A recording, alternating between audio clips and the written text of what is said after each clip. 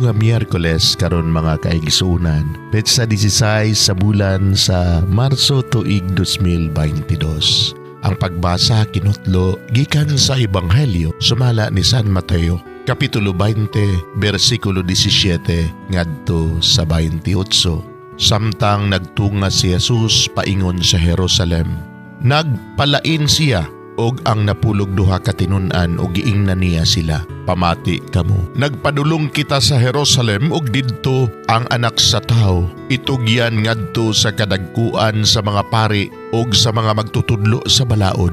Siya hukma nila sa kamatayon og unya itugyan nila ngadto sa mga dili Hudeo.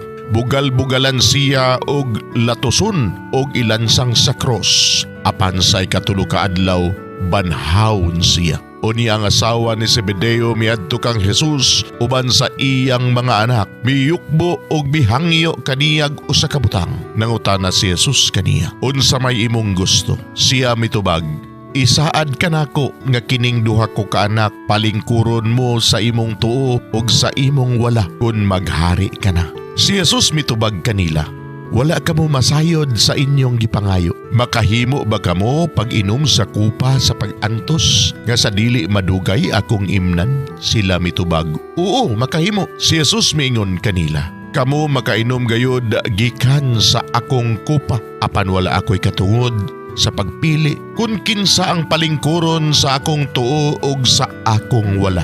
Kining mga dapita alang lamang ni adtong giandaman ni ini sa akong amahan. Sa pagkadungog ni ini sa napulo katinun-an, nangasuko sila sa duha ka magsuon. Busa, gitawag ni Jesus silang tanan o giingnan.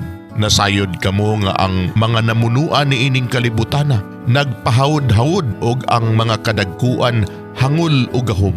Apan dili kini mao ang paagi nga angay ninyong sundon. Kung usa ka ninyo gustong ilhon nga dako, kinahanglan nga mag-alagad siya sa tanan. O kung usa ka ninyo gusto nga mulabaw sa tanan, kinahanglan nga magpaulipon siya kaninyo.